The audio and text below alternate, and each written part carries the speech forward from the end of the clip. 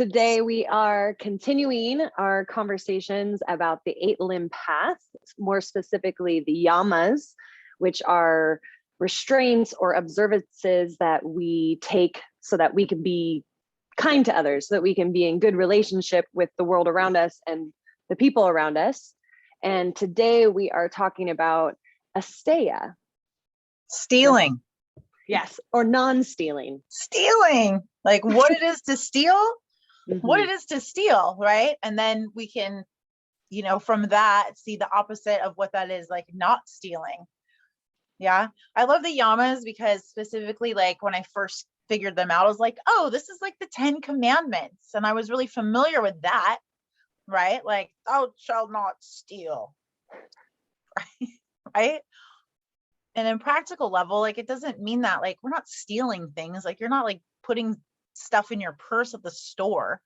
For most of us, that isn't what stealing or not stealing is or isn't. Or that's what we think of when we think of stealing. We might think of stealing objects, like stealing from a store, but we're talking about Asteya as in like a bigger perspective of what stealing is. Right. Like stealing time, stealing energy, stealing from like ideas, comparing yourself to someone else or something else, right? Wanting something that you don't have. The sutras say that when you're established in non-stealing, that's where like true and permanent wealth comes from. That like when you realize that what you have is what you're supposed to have, and that you don't need anything else, or you would have other things, right? You would have the other stuff if you were actually supposed to have it. And when you're established in that practice, that's where the true wealth of your life comes from. Mm-hmm. Right? The wealthy is having inner peace. And from that, the material abundance that you need or that you crave will come because you already have what you need. Yeah. And it's the idea of having the growth mindset or the abundance mindset versus the lack mindset. Because when you have the lack mindset, I don't have enough, I need more, it's never good enough, all that kind of inner dialogue conversation, then you feel this need, you look at others and you feel this need to, why do they have that? To compare, to want to take what they have, to see it as, oh, it's not fair. And Asteya is the practice of, I have everything I need. And this is where abundant. Right. This is where the real manifestation, like all of this, like I'm a magnet for miracles and I'm doing all these manifestation practices, like this hashtag manifestation, like this is where it comes from. When you're established here, right? When you already remember, then who you are and what you have is what you're supposed to have.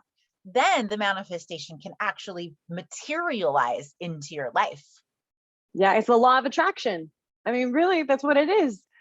So if you are feeling and have an inner standing that you have everything that you need, that you are, you're satisfied, fulfilled, content over here, then things are attracted to you. And then the wealth flows to you. Law of attraction. Right. And you don't have to push for it. Right. And when you're pushing and being very masculine at like, I'm going to do this, then you actually have more of a closed fist instead of an open hand so that it can come to you. Right. So allowing instead of forcing it. Right.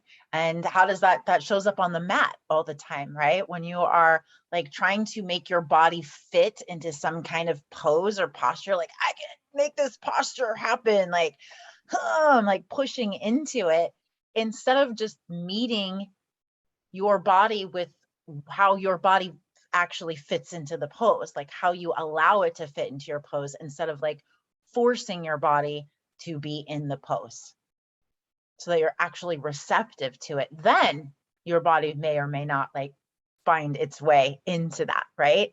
So that's how we even steal from ourselves.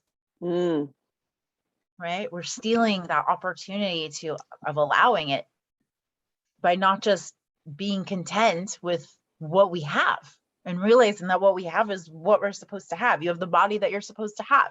The pose, it looks the way that it's supposed to look. Mm-hmm. And I remember in my teacher training with Stella, one of the examples that have always stuck with me is the stealing time. You know, if you call somebody and instead of just going into blabbering about what you want to talk about, you called them to talk about this, asking them, is this a good time? Because if you just go into you don't know where they're at or what they're in the middle of, and you're stealing their time by just, so being aware of that, of other people's time, I think is huge. That one's always stuck with me. I'm like, oh yeah, I should ask people that. That's a great practice of Asteya. Right. Yeah. Do you have time for this right now? Yeah. Do you have a bandwidth that's capable of this? Instead of just like dumping your stuff on people, right? Or someone, like, hey, do you have time to listen to me? There's something going on that I would like to share. And then we give people the opportunity to say, actually, I can't wait to hear about that. And like, I really don't have time right now, like, because I want to pay attention to you. Right? I want to be able to listen to you. I want to be able to respond to you. And if you're just like vocally vomiting on me right now, like, I don't have time for that. Right. And then we get to like create better boundaries. So yeah, that's why these yamas are so amazing, because these are like the ethics, right? These are the virtues of how to be virtuous in our life, how to manifest and get what we really want to have, show up, being content with what we have. Yeah. So Asteya, non-stealing, or how to give thanks, how to live in gratitude. Really, down to a positive. How to give thanks, how to just be grateful all the time. How to be grateful all of the time is what Asteya is, truthfully. Yeah. Right. And in our yoga teacher training, we talk about specific ways and specific applications of Asteya in your life. Like, how do you apply this? How do you have a daily practice, an awareness practice and a mindfulness practice of applying this into your interactions with others? Right. That's why we have a certification program and a yoga school for the householder, so that it doesn't matter if you want to be certified or not. Like, we have that program for you so that you know how to apply these concepts of ethics, morality, and being virtuous in a very practical way.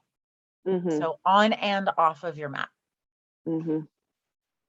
So we are so grateful that you are here, that you've listened to us, that you've continued to watch these, because when you do that, you are lining yourself up, and this is how you can make the world a better place. So we are here to release 10 million fears through conscious movement and practical spirituality. Again, I am Stella. And I'm Jessi. And we're with Stella Luna Yoga School. Don't forget to subscribe and like and comment and ask us questions, because we love talking about yoga and all yogic things related. And we'd love to talk to you. Thank you for listening. We have the best day ever. Namaste.